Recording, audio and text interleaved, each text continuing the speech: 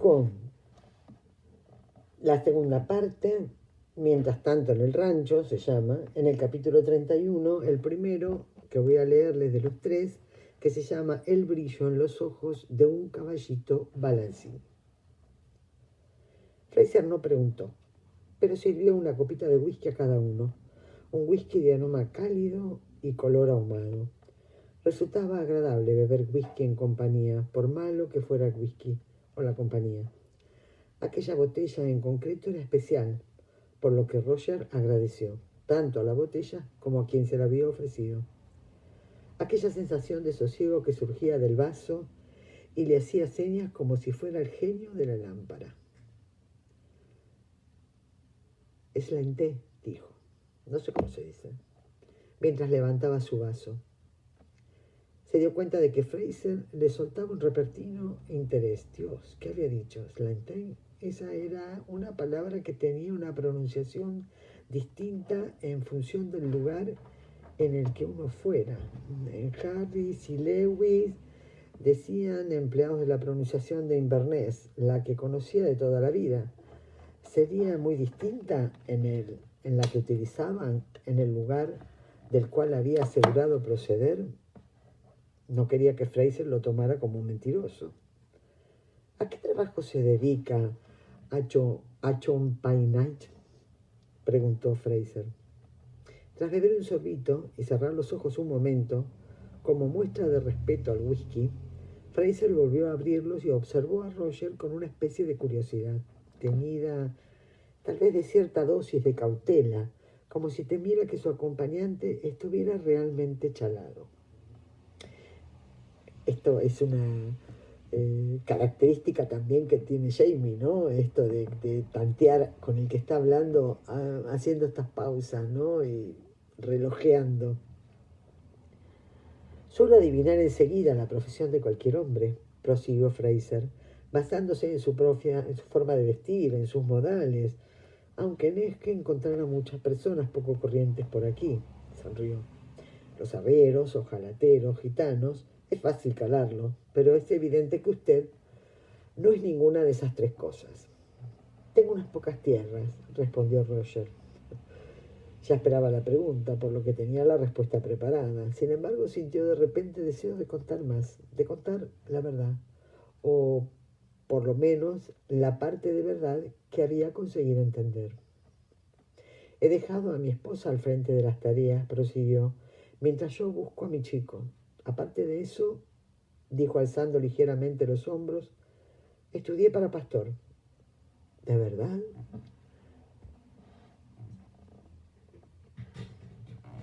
Fraser se reclinó en su asiento y lo observó con interés. Ya me había parecido que era usted un hombre instruido. Pensaba que quizás fuera maestro de escuela o escribiente, abogado tal vez. He sido maestro de escuela y escribiente, respondió Roger sonriendo, pero aún no he tenido el placer, o la desgracia, de probar suerte con la abogacía. Mejor para usted. Fraser bebió un poco más y sonrió a medias. Roger se encogió de hombros. La ley es un poder corrupto, pero aceptable para el hombre precisamente porque surge del hombre. Es una manera de seguir adelante con las cosas, solo que eso es lo mejor que se puede decir. Que no es poco, la verdad, admitió Fraser. La ley es un mal necesario. No podríamos pasar sin ella, cierto, pero ¿no cree usted que un pobre sustituto de la conciencia, que es un pobre sustituto de la conciencia? Se lo pregunto como pastor, que es usted, claro. Pues sí, lo creo. Roger, algo sorprendido, sería mejor que los hombres tratasen honradamente unos con otros, guiándose por los principios de Dios, si se me permite que lo exprese así. Pero se puede hacer cuando en primer lugar existen hombres para los que Dios no cuenta y segundo existen hombres, y de esos no faltan nunca, para quienes no hay mayor poder que el suyo propio. Fraser asintió interesado. Si bien es cierto que una buena conciencia no sirve de nada a un hombre al que la conciencia le importa poco, pero que se puede hacer cuando dice cosas distintas a los hombres de buena voluntad. Como en las disputas políticas, quiere usted decir, los defensores de los Estuardos frente a los defensores de la Casa de Hanover. Era un comentario imprudente, pero tal vez lo ayudara a saber con exactitud en qué año se encontraba, y por otro lado no tenía intención de decir nada que lo hiciera parecer partidario de uno u otro bando. En el rostro de Fraser se sucedieron diversas emociones, una tras otra, desde la sorpresa hasta un ligero desagrado, para culminar con una expresión entre risueña y atribulada. Sí, más o menos, admitió. Yo luché por la casa de los Estuardos en mi juventud. Y si bien no me atrevo a decir que la conciencia no tuviera nada que ver, tampoco es que me acompañara muy lejos en el campo de batalla. Fraser torció la comisura de los labios y Roger percibió de nuevo un discreto chof, como si alguien hubiera arrojado una piedra a lo más profundo de su ser. La certeza de haber reconocido aquel gesto se fue extendiendo como una onda concéntrica. Jamie lo hacía. Brianna no lo hacía. Jem lo hacía.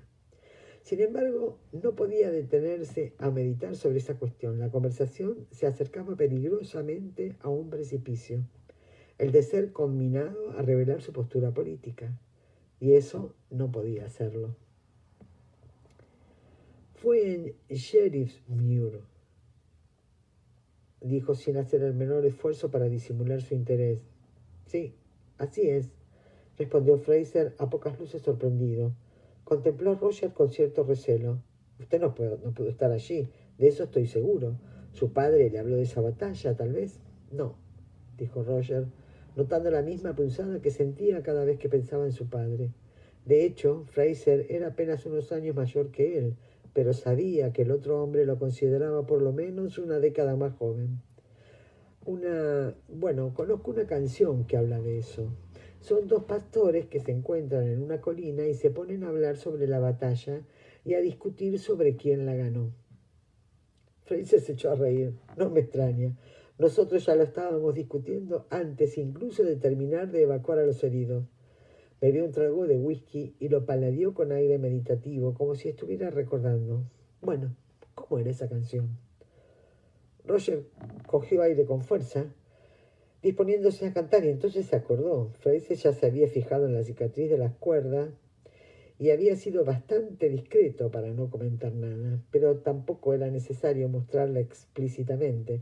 Así pues, cantó los primeros versos mientras tamborillaba con los dedos sobre el escritorio, evocando el ritmo del gran Bourdin, único acompañamiento musical de la canción. No pretendan que se las cante, por favor, ¿eh? Le salió mejor de lo que esperara. En realidad, más que cantar, declamó y consiguió terminar sin carraspear ni atragantarse en exceso. Fraser estaba fascinado, hasta el punto de haber olvidado que tenía un vaso en la mano. «Caray, ha sido espléndido», exclamó. «Aunque ese poeta tiene un acento del diablo. ¿De dónde es? ¿Lo sabe usted?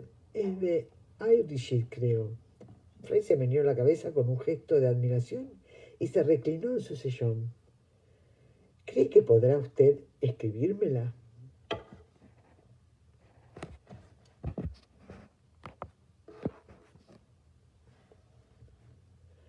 Perdone. ¿Cree que podrá usted escribírmela? Preguntó casi con timidez. No quiero incomodarle pidiéndole que me la vuelva a cantar, pero me gustaría muchísimo aprendérmela de memoria. Claro, dijo Roger perplejo. Al fin y al cabo, ¿qué tenía de malo dar a conocer al mundo el poema de Robert Burns unos pocos años antes de que el mismo Bloom la escribiera? ¿Conoce a alguien que sepa tocar el bodhrán? Suena mucho mejor con el sonido de fondo del tambor, explicó mientras tamborillaba con los dedos para ilustrar sus palabras. Oh, sí. Fraser estaba rebuscando en su cajón del escritorio. Encontró unas cuantas hojas de papel, la mayoría de ellas escritas. Con el ceño fruncido las fue pasando, eligió una, la sacó del pliego y la depositó delante de Roger con la cara posterior hacia arriba. En un jarro sobre el escritorio había varias plumas de ganso, bastante gastadas por el uso. pero bien cuidadas, y una escribanía de latón, objeto todos ellos que Fraser puso a su disposición con un gesto generoso de su enorme mano. El amigo de mi hijo toca bien, pero ahora es soldado, una lástima, dijo Fraser mientras una sombra le cruzaba el rostro. Ya. Roger chasqueó la lengua en señal de solidaridad. En realidad estaba intentando descifrar la caligrafía que se transparentaba débilmente desde la otra hoja. ¿Se ha unido a algún regimiento de las tierras altas, no? No, respondió Fraser un tanto sorprendido. Santo Dios, pensó Roger, ya existen los regimientos de las tierras altas. Se ha marchado a Francia, prosiguió Fraser, como soldado mercenario. Pagan mejor y azotan menos que en el ejército, según su padre. Roger levantó la cabeza. Sí, era una carta, o tal vez la entrada de un diario. Fuera lo que fuese, llevaba la fecha 17...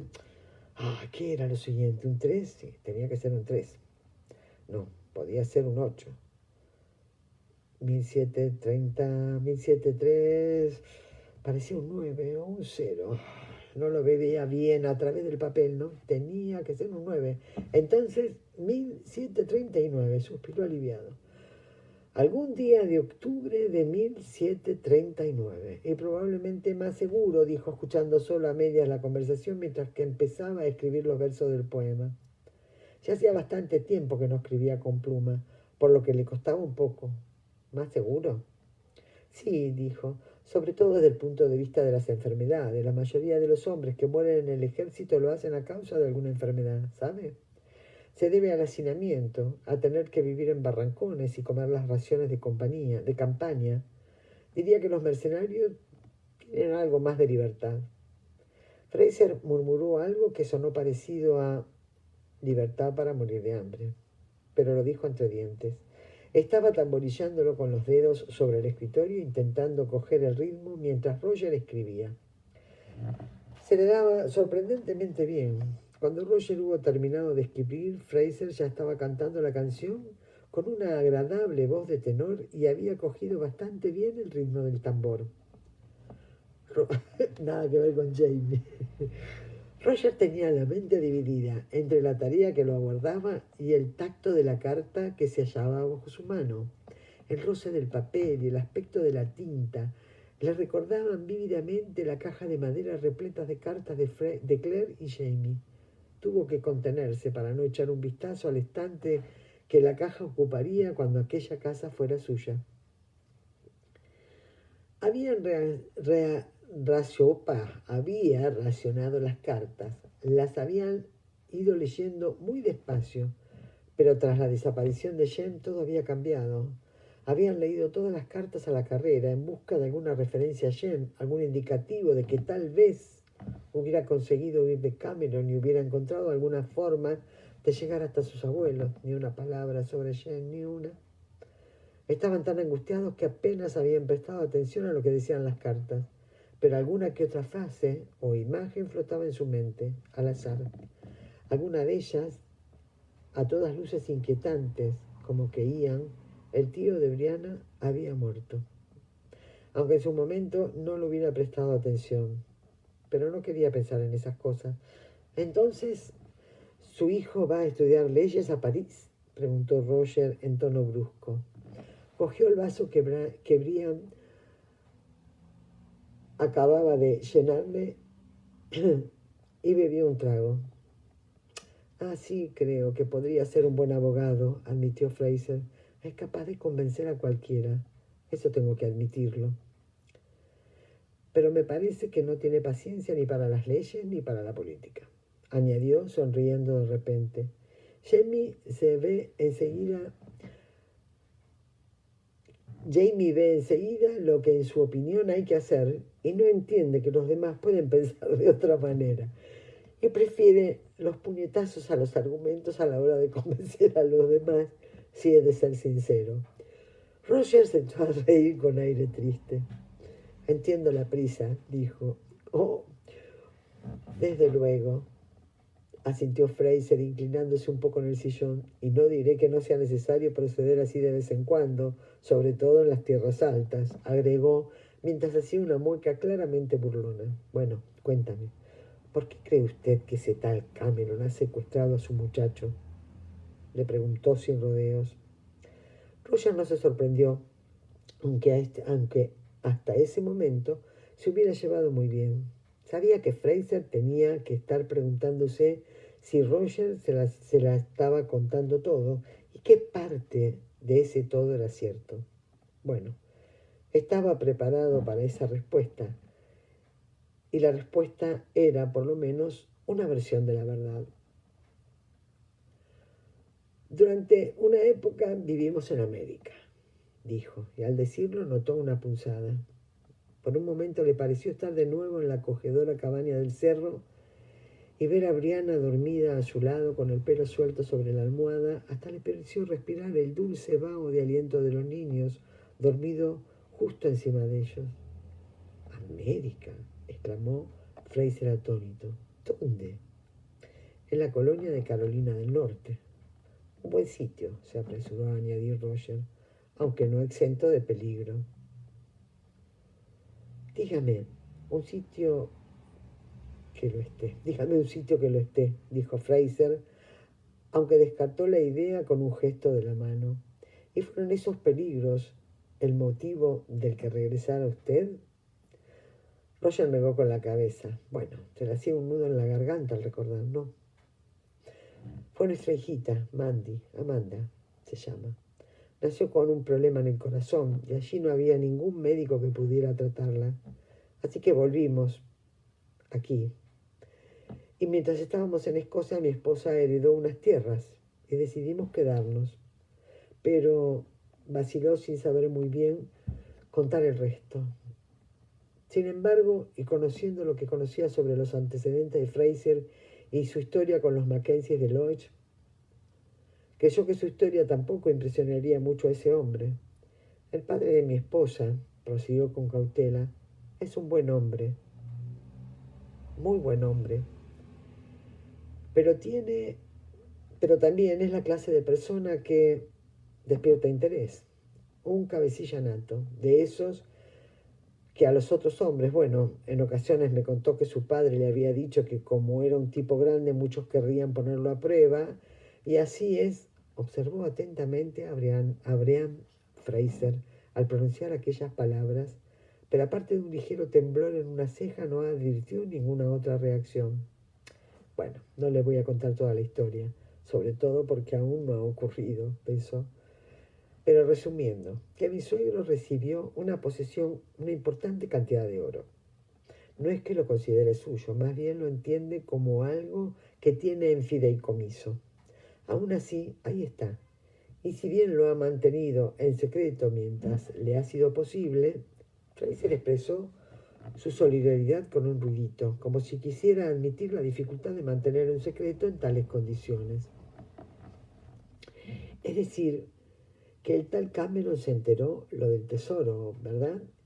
Y se le ocurrió extorsionar a su suegro raptando al chico. Frunció el oscuro ceño al considerar la idea. Puede que estuviera pensando en eso, pero lo cierto es que mi hijo sabe dónde está escondido el oro. Estaba con su abuelo cuando él lo depositó en un lugar seguro. Solo ellos dos conocen el paradero del tesoro. Y Cameron se enteró de que mi hijo sabía dónde estaba. Ah. Brian Fraser permaneció inmóvil unos instantes, contemplando su whisky y pensando. Finalmente se aclaró la garganta y miró a Roger a los ojos. Tal vez no debería decir lo que voy a decir, aunque usted puede que ya lo haya pensado. Si se ha llevado al chico solo porque el muchacho sabe dónde está el tesoro, bueno, si yo fuera un hombre malvado sin escrúpulos, creo que obligaría al muchacho a darme esa información en cuanto me quedara a solas con él. Roger notó una sensación fría en la boca del estómago al oír aquella insinuación. Sí, era algo que había relegado a un rincón de su mente, porque no se había atrevido a admitirlo. Obligarlo a decir dónde para luego matarlo. A eso se refiere, ¿no? Fraser hizo una muesca lúgubre. No quiero pensarlo, dijo. Pero sin el muchacho, que puede identificarlo, un hombre solo, podría ir donde quisiera, sin llamar mucho la atención. Sí, admitió Roger, tras lo cual se detuvo a coger aire. Sí. Bueno, no lo ha hecho. Conozco a ese hombre, un poco. No creo que se atreva a... Se le hizo un repentino nudo en la garganta y tosió con violencia. Asesinar a un niño, concluyó con voz ronca. No haría algo así. Le ofrecieron una habitación al final del pasillo de la segunda planta. Cuando vivía allí con su familia, aquel sería el cuarto de los juguetes. Se desnudó hasta quedarse en camisa, apagó la vela y se metió en la cama, decidido a ignorar las sombras de la esquina tras la que se ocultaban los fantasmas de gigantescos edificios hechos con bloque de construcción, casas de muñecas, pistolas de juguetes y pizarra. De ojo vio revoloteando los flecos de la falda de un disfraz de Mandy, el de Annie Oakley. Le dolía todo, desde los funículos hasta la uña del dedo de los pies. Le dolía el cuerpo por dentro y por fuera, pero el pánico que había sentido a su llegada ya había desaparecido. Cómo se sintiera él, sin embargo, daba igual. La cuestión era, ¿ahora qué? No había ido a donde ellos, él y Buck, creían, pero de todas formas tenía que admitir que habían ido a parar al lugar correcto, al lugar donde estaba Jem. ¿De qué otra forma podía haber llegado hasta allí? Tal vez Rob Cameron hubiera aprendido algo más sobre cómo funcionaban los viajes a través del tiempo. Tal vez supiera controlarlos y hubiese llevado a Jem deliberadamente hasta aquel año para frustrar la persecución. Estaba demasiado cansado para seguir pensando, y menos aún para pensar de forma coherente. Alejó cuanto pudo todas las ideas que ocupaban su mente y se quedó inmóvil, contemplando la oscuridad, observando el brillo en los ojos de un caballito balancín. Luego se levantó de la cama, se arrodilló en las frías tablas del suelo y rezó. Permiso.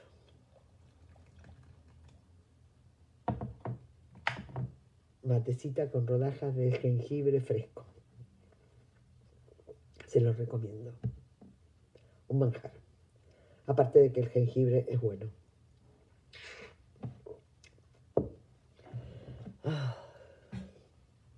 Se entiende esto, ¿no? Diana narra tan bien lo que siente Roger, porque es entre impotencia, frustración, deseo de solucionar el problema, angustia, tristeza, emoción por haber conocido al papá de Jamie. Todas estas cuestiones están muy bien escritas. Vamos al capítulo 32. Pues quien vacila en el umbral presagia que el peligro acecha en el interior. 31 de octubre de 1980, Lallybroch. Brianna no podría abrir la puerta de la casa. Seguía intentándolo sin dejar de mover la gran llave de hierro por todo el escudete, hasta que la agente de policía le quitó la llave de la mano temblorosa y la introdujo en el agujero de la cerradura. Brianna no había temblado hasta que había visto aparecer el coche de policía en el camino de entrada a Lallybroch. Una cerradura bastante vieja, comentó la agente, contemplándola con aire suspicaz. Venía con la casa, ¿no? La mujer inclinó la cabeza hacia atrás y se fijó en la fachada de revoque blanco. Frunció los labios al ver el dintel donde estaba grabado el año de la construcción. No sé. Normalmente no cerramos la puerta. Nunca nos han robado. Brianna notaba los labios entumecidos, pero creyó haber sonreído un poco. Por suerte, Mandy no podía contradecir aquella descarada mentira, pues acababa de ver un sapo en la hierba junto al sendero y lo estaba siguiendo. Le daba golpecitos con la punta del zapato para hacerlo saltar. Jem, pegado al costado de su madre, dejó escapar un sonido grutural que a Brianna le recordó muchísimo a su padre Jamie. Entrecerró los ojos y observó a su hijo. Jem repitió el sonido y a continuación apartó la mirada. Se oyó un golpeteo y luego un chasquido al ceder la cerradura. La gente se irguió con un ruidito de satisfacción. Listo. Bueno, ¿está usted segura de que se encontrará bien, señora Mackenzie?, dijo la mujer, observándolo con cierto recelo. Aquí sola, quiero decir, ya que su esposo no está. No tardará en volver, la tranquilizó Brianna, aunque el estómago le dio un vuelco al pronunciar esas palabras. La mujer siguió observándolo con una mirada recelosa. Al final asintió a regañadientes y abrió la puerta. Bueno, pues usted sabrá. Espero. Pero quisiera asegurarme de que su teléfono funciona y de que todas las puertas y ventanas están cerradas. ¿Le importaría que lo haga? Usted echa un vistazo para cerciorarse de que todo está en orden. El gélido nudo que se le había formado en la boca del estómago durante las largas horas que había pasado declarando se le subió de golpe al pecho. Yo estoy seguro de que todo está en orden. La gente, sin embargo, ya había entrado y la estaba esperando con aire de impaciencia. Jen, haz entrar a Mandy y llévala al cuarto de los juguetes, ¿quieres? No soportó la idea de dejarlo solo ahí afuera, expuesto a cualquier peligro. Ni siquiera podía soportar la idea de perderlos de vista un segundo. Pero lo último que necesitaba en ese momento era que Mandy la siguiese por toda la casa y se pusiera a charlar con la agente Luglin sobre el señor Robb, que estaba en el agujero del cura. Brianna dejó la puerta abierta y se apresuró a seguir a la policía. El teléfono está ahí, dijo mientras alcanzaba al agente Luglin en el pasillo. Él indicaba el estudio de Roger. Tenemos un supletorio en la cocina.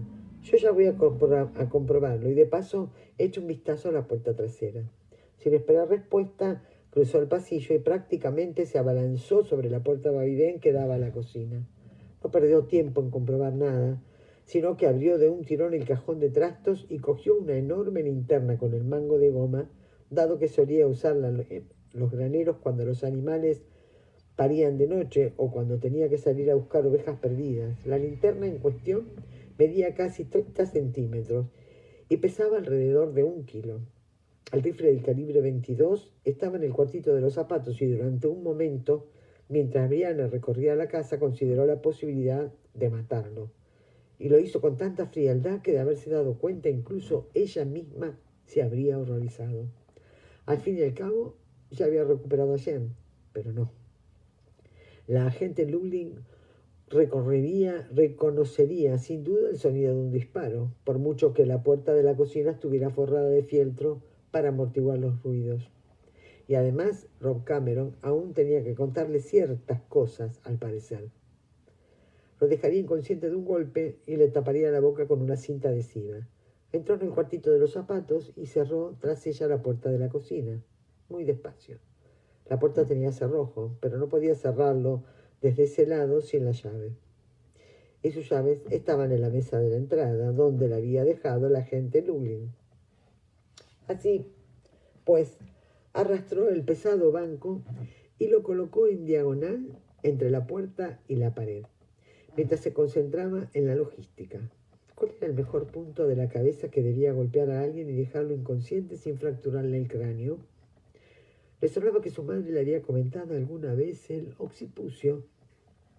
Siempre pensé que el occipucio era algo que mi mamá decía, por no decir, te voy a dar un golpe en el cu, y me decía, te voy a dar un golpe en el occipucio. Y siempre pensé que era un sinónimo. Nunca pensé que existía esa palabra en la anatomía del ser humano. Sigo, me distraje. Esperaba que Cameron empezara a gritar nada más oírla entrar, pero no dijo ni pío. Brianna oyó ruidos en el piso de arriba. Eran los pasos confiados de una adulta al recorrer un pasillo. La agente Luglin estaba haciendo su ronda de inspección, sin duda comprobando la ventana en las primeras plantas, por si aparecía algún ladrón de improviso provisto de escalera. Brianna cerró los ojos durante un segundo e imaginó a la gente asomando la cabeza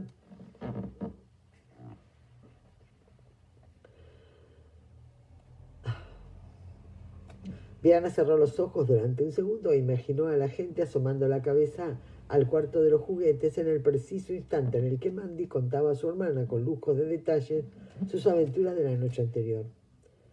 No había nada que Brianna pudiera hacer al respecto. Cogió aire con fuerza, levantó la rejilla del agujero del cura y enfocó la oscuridad con la linterna. La oscuridad vacía. Durante unos instantes siguió buscando, moviendo el haz de luz de un lado al otro del agujero una y otra vez.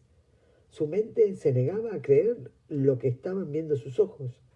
La linterna iluminó el débil brillo de las cintas aislantes, 2 o 3 tozos desechados arrojados en un rincón. Notó una sensación gélida en la nuca y se volvió de golpe, con la linterna alzada, pero no era más que una aprensión. Allí no había nadie. La puerta exterior estaba cerrada con llave y las ventanas del cuartito de los zapatos tenía puesto el seguro. La puerta estaba cerrada con llave.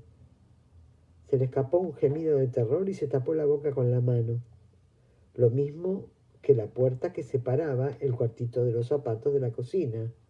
La puerta exterior del cuartito de los zapatos tenía cerrojo en la parte interior. Si alguien había salido por ahí y había dejado la puerta cerrada, significaba que tenía una llave de la casa y el rifle había desaparecido. Son muy pequeños. Ah, gracias, Blanca, parte posterior e inferior de la cabeza. Acá. Me hace acordar de otra cosa, pero no importa.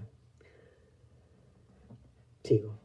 Son muy pequeños, pensaba una y otra vez. No tendrían que ver estas cosas, ni siquiera tendrían que saber que existen. Le temblaban las manos. Intentó 3 veces abrir el pegajoso cajón del tocador de Mandy y tras el tercer frasco se enfureció y lo golpeó con el lateral del puño mientras susurraba entre dientes: «Maldito puto trasto de mierda. Ni se te ocurre interponerte en mi camino». Descargando un puñetazo en la superficie del tocador, levantó un pie y le dio una patada al cajón con la suela de sus zapatillas de tenis con tanta fuerza que lo desplazó hacia atrás hasta que se empotró en la pared con un ruido sordo. Cogió el tirador y tiró con fuerza. El aterrorizado cajón cedió y Brianna lo sacó de golpe y lo arrojó contra la pared de enfrente, donde se estrelló y estalló en una lluvia de braguitas y camisetas a rayas. Se acercó y echó un vistazo al derrotado cajón que yacía del revés en el suelo. «Te lo mereces», le dijo muy severa. «Así aprenderás a no interponerte en mi camino cuando tengo cosas en las que pensar». «¿Cómo qué, mamá?», dijo con cautela una vocecilla detrás desde la puerta. Brianna levantó la vista y se topó con Jenny, que iba desviando la mirada del maltratado cajón a su madre. «Oh», quiso explicarle lo del cajón, pero en lugar de eso se aclaró la garganta y se sentó en la cama, al tiempo que le tendía una mano a su hijo. «Ven aquí, habla Light». El niño arqueó sus pelirrojas secas. ¡Opa! Basta. El niño arqueó sus pelirrojas cejas ante aquel término cariñoso en gaélico, pero se acercó de buen grado y se acurrucó bajo el brazo de su madre. La abrazó con fuerza y apoyó la cabeza en su hombro. Brianna también lo abrazó lo más fuerte que pudo y lo meció hacia atrás, de adelante hacia atrás, mientras emitía los mismos ruiditos que cuando Jem era bebé. «Todo se arreglará, cariño», susurró. «Ya lo verás».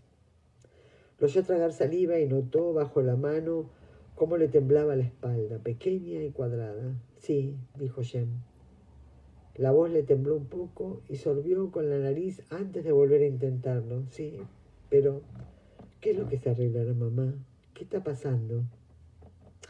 El niño se apartó un poco y observó a su madre con una mirada que ocultaba más preguntas y más conocimientos de lo que podía esperarse en un niño de 9 años. «Andy me ha dicho que metiste al señor Cameron en el agujero del cura, pero ya no está allí. Lo he mirado». Notó una sensación de frío en la nuca al recordar la impresión que le había producido el escondite vacío. «No, no está allí». «Pero tú no lo has dejado salir, ¿verdad?» «No, yo no lo he dejado salir. O sea, que lo ha dejado salir otra persona, concluyó el niño. ¿Quién crees que pudo haber sido? Tienes una mente muy lógica, dijo Brianna, sonriendo un poco a su pesar. Creo que la has heredado de tu abuelo Jamie. Él me dijo que lo había heredado de la abuela Claire, respondió Jem de forma maquinal, sin dejarse distraer. Yo creo que a lo mejor ha sido el hombre que me perseguía en la presa, pero no podía estar aquí soltando al señor Cameron y al mismo tiempo en la presa persiguiéndome a mí, ¿verdad? Una repentina mirada de terror apareció en los ojos del niño. Brianna reprimió la imperiosa necesidad de dar caza a aquel tipo y matarlo como si fuera un perro rabioso.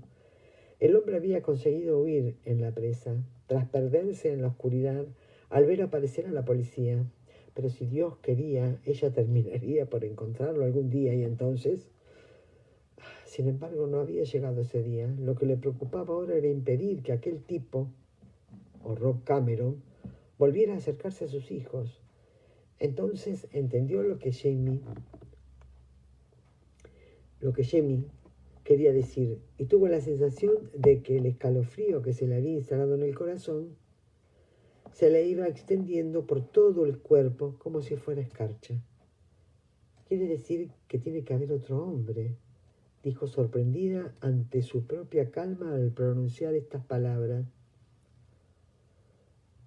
El señor Cameron, el hombre de la presa, y el que dejó salir al señor Cameron del agujero del cura, sea quien sea. Podría ser una mujer, señaló Jamie. Ahora que estaba hablando del tema, parecía menos asustado, y eso era bueno porque ella misma notaba el miedo a flor de piel. ¿Sabes cómo llamaba, o mejor dicho, llama la abuela a la carne de gallina? Dijo mientras extendía su brazo para que Jamie viera el pelirrojo vello de punta. Horripilación.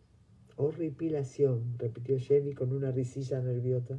Me gusta esa palabra. Y a mí. Brianna cogió aire con fuerza y se puso en pie. Ve a buscar una muda y un pijama. ¿Quieres, tesoro? Yo tengo que hacer un par de llamadas y luego creo que iremos a visitar a la tía Fiona.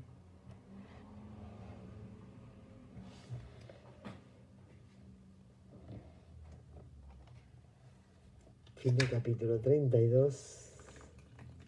Comienzo del capítulo 33. Un matecito y sigo. Alicia dice, solita con los chicos, pobre Brianna.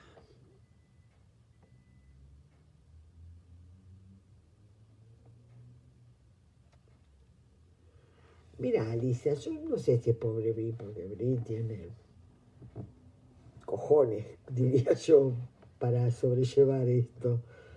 Sí, que extraña a Roger, seguro, seguro, porque cuando nos emparejamos queremos tener al otro en todo momento, en las buenas, en las malas, en las angustiosas, y ella podía pensar que había perdido a todo, al padre, a la madre, al marido, a todos, en el pasado. Eso sí, pero no porque está sola con los chicos. Digo. Bueno, ya refresqué la garganta. Capítulo 33. Es mejor dormir con la piel intacta. Esto me dice una ayuda a memoria acá que dice que es el fragmento de una canción escocesa. Johnny Coop se llama. Esto, es mejor dormir con la piel intacta.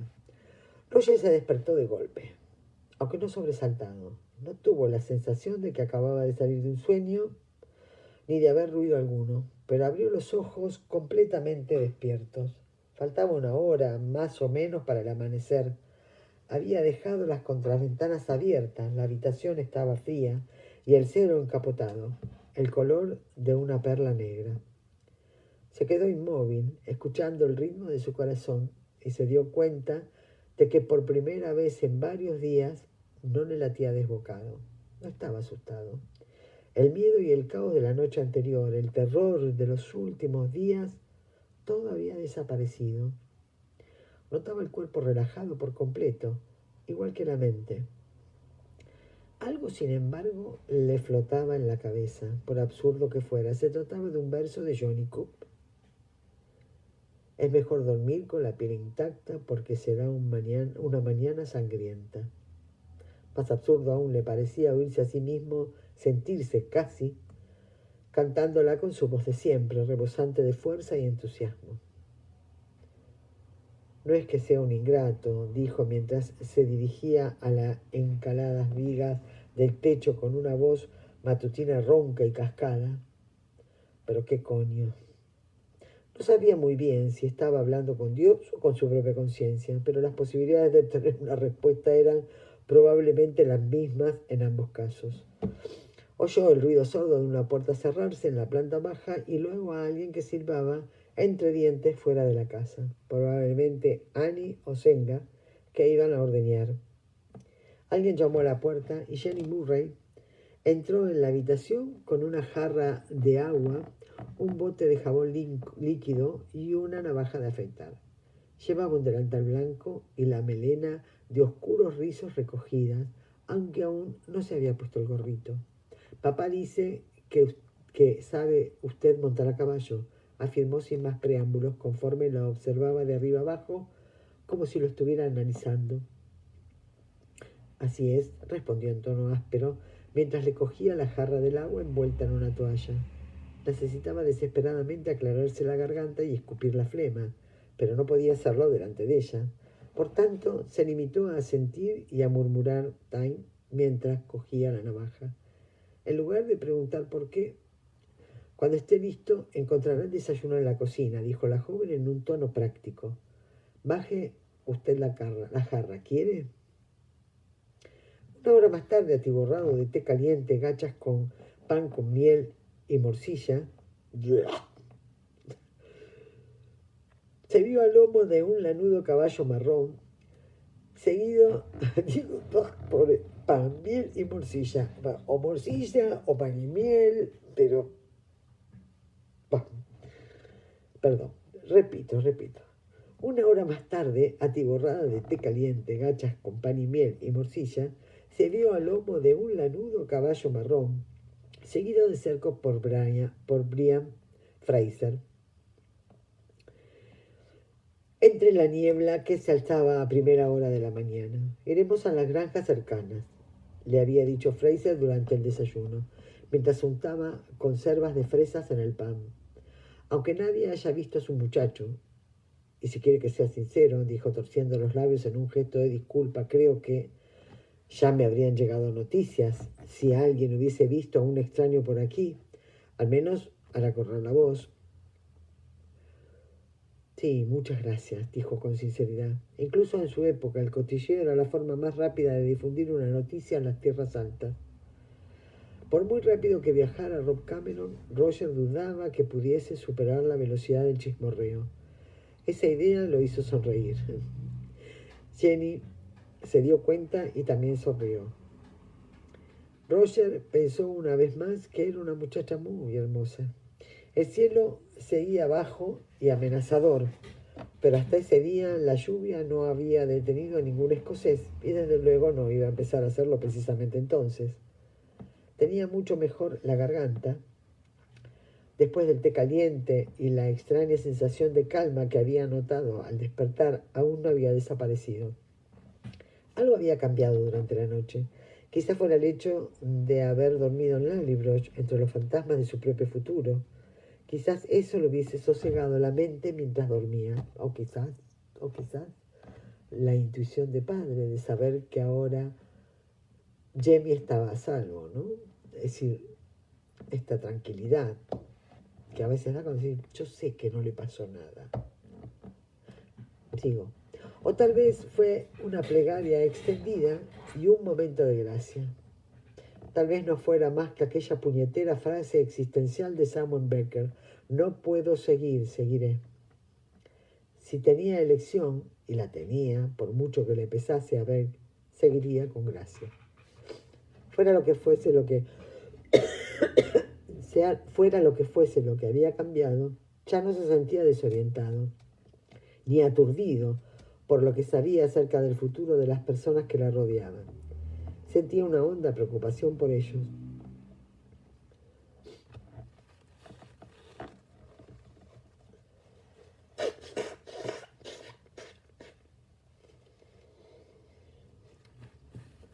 Como nos pasa últimamente a todas, me perdí. Fuera lo que había cambiado, ya no se sentía desorientado ni aturdido por lo que sabía acerca del futuro de las personas que lo rodeaban. Sentía una honda preocupación por ellos. Y aún lo dominaba la necesidad de encontrar a Jen, pero también notaba algo duro y silencioso en su corazón. Un objetivo, un arma, algo con lo que podía apoyarse.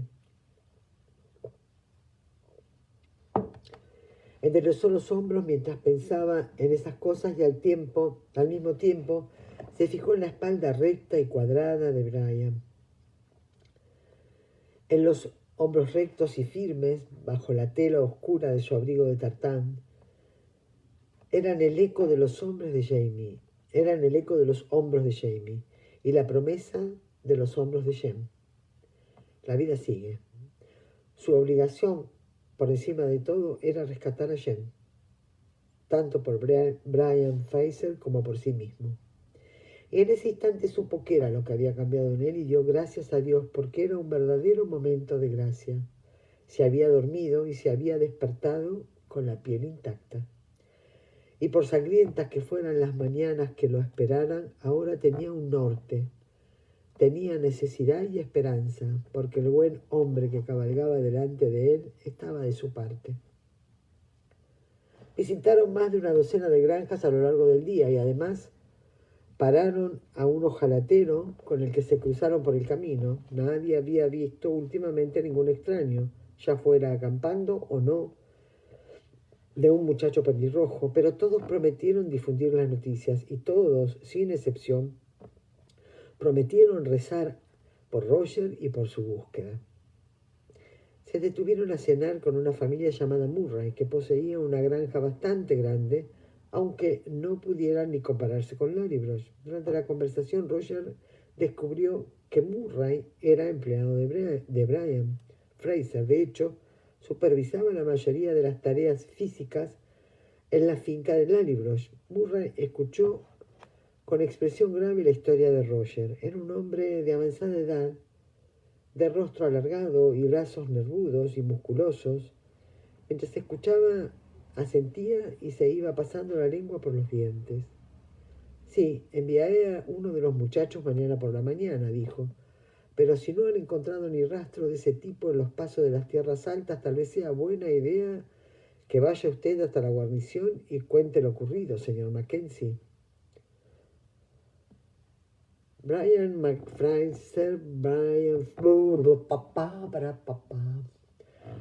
Fraser arqueó una oscura ceja y frunció ligeramente el ceño, pero después asintió. Sí, no es mala idea, John. Se volvió hacia Roger.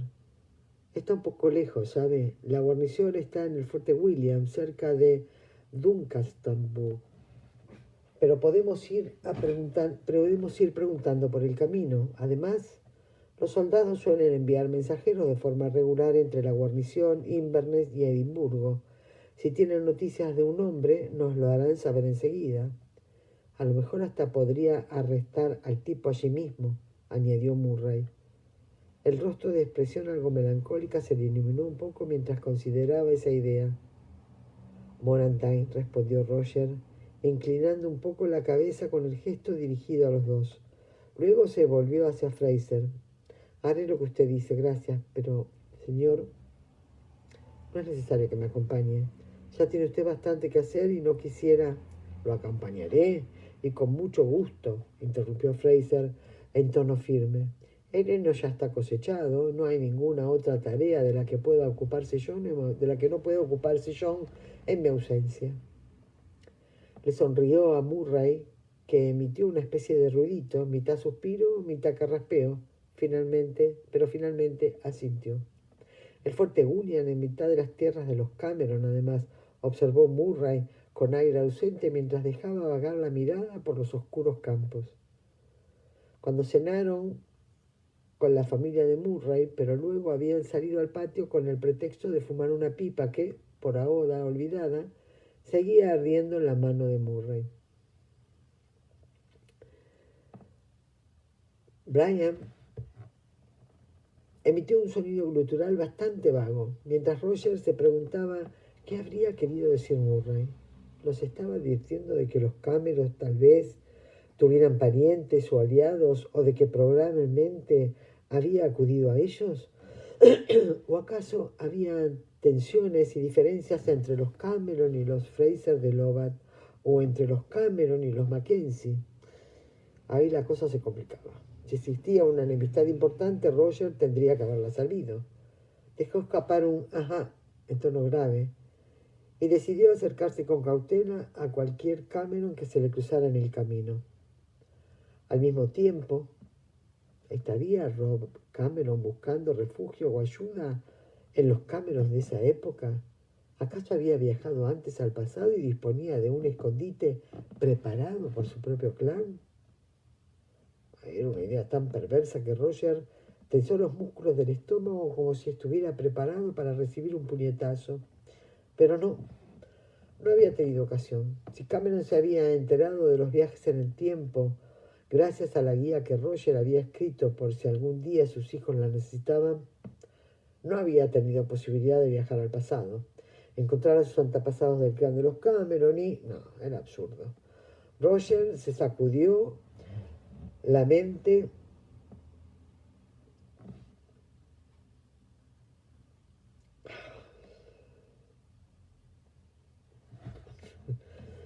Roger se sacudió la mente aquel embrollo de ideas a medio formar como si fuera una red de pesca que alguien le hubiera arrojado a la cabeza.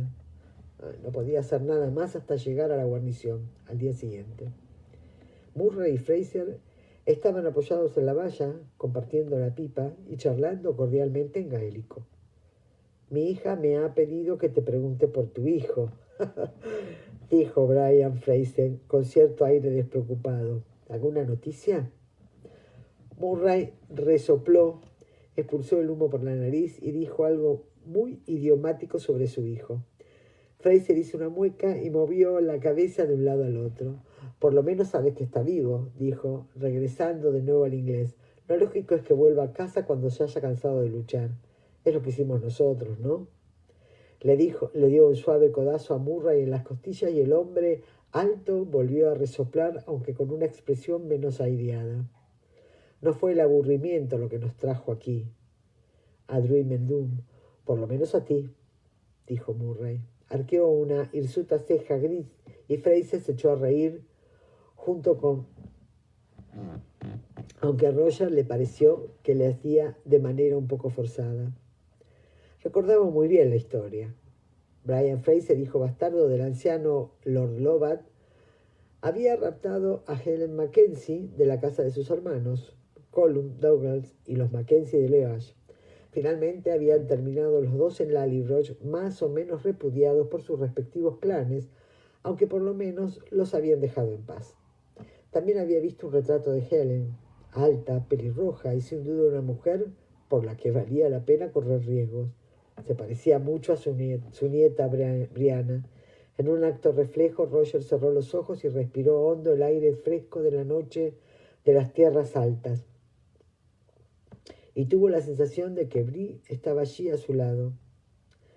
Si volvía a abrirlos, ¿la vería entre el humo? Volveré, se dijo con el pensamiento. Da igual lo que pase a Nengenruid, volveré con Jem. ¡Tarán! Bien. Nos despedimos por este libro, creo. Si no me necesitan, porque yo estoy dispuesta en cualquier momento. Hasta Siete Piedras, el primero de Lord John, lo que sea, cualquier cosa. ¿Por qué no seguirlo? Oh, a mí me gusta, está bueno esto. Aunque por ahí en vivo seamos 14, 15, 17, 20. Después sabemos que hay un montón que ven los videos después porque lo ponen en el momento en el que están cocinando, mientras nosotros en el oído le vamos narrando los textos. Está muy bueno. Me alegro muchísimo de haber participado de este libro también. Gracias, gracias, gracias. Que tengan un buen fin de semana, lo que queda, con lluvia, no sé qué va a pasar mañana, no me importa. Igual yo estoy adentro, como soy de riesgo, no me queda más remedio, a pesar de tener las dos rusas encima. Nos estamos viendo y las quiero mucho. Y a los Highlanders también, son poquitos, pero también los quiero mucho. Un beso.